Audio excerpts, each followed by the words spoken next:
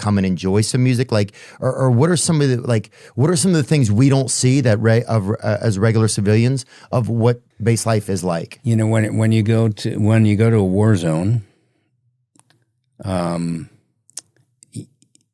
you're keenly aware that at any moment, for any one of these folks that you're meeting, any of these soldiers who are infantry especially or something like that, that at any point they could get called out to a mission, get in the Humvee or get in the tank or whatever, go out on a mission, and something bad could happen to them. And you're keenly aware of that. And that's happened to me multiple times where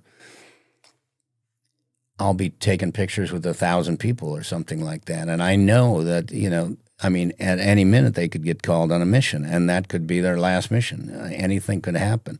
So the 20 seconds that I spend with them or something like that can be very meaningful. I've had mothers come up to me with photographs of me and their son he was killed the next day, after, not like, this is the last picture that was taken.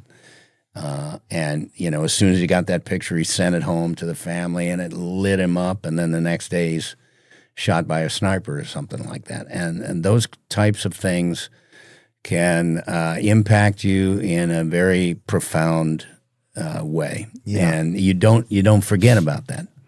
Yeah. And it makes you come back and do it again. I thought the first time I went to a hospital, I remember, it's well over 20 years ago, and I went to Landstuhl Medical Center in Germany. And Landstuhl? It's called Landstuhl, yeah. Mm-hmm. And it's where, our service members, if they get hurt. It's the first place they go, right? They will go to Germany, they get stabilized, and then they come home when they're okay to be transferred.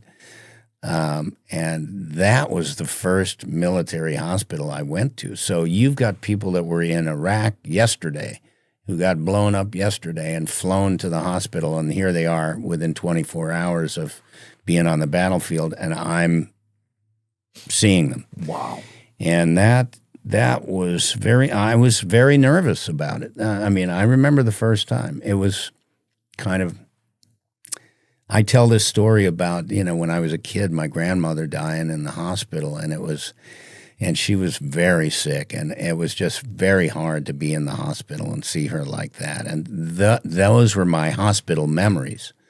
And so now I'm on a bus with the USO, and I'm driving to the military hospital where our troops are first taken when they get blown up or something bad happens to them. And I'm going to see a bunch of these people, and I'm thinking, I don't know how I'm gonna get through it.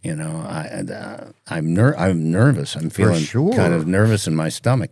And if one of them opens their eyes and like, holy shit, Lieutenant Dan, like I'm in heaven. Like, where am I? Or they're hallucinating. They're on so much medication they think they're nuts.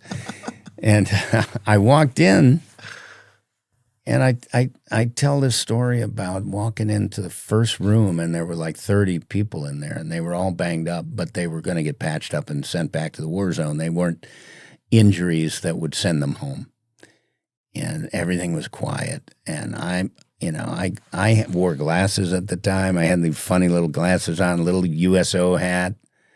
And I walk in, and I'm not sure what to do or what to say. Everybody's really quiet, and somebody saw me and screamed Lieutenant Dan at me, and then everybody jumped up and wanted a picture, and the whole mood changed into something positive.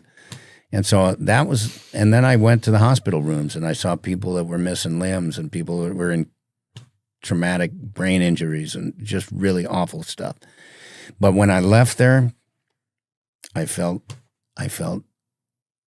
like really good that I had done something positive, like purposeful. Yeah, that when I went there, it was all about me and what I was thinking about how I'm going to react to it, and when I left, I realized no, it's not about me and my reaction to it. It's about just bringing some joy, bringing some light into a dark situation, and trying to lift somebody up.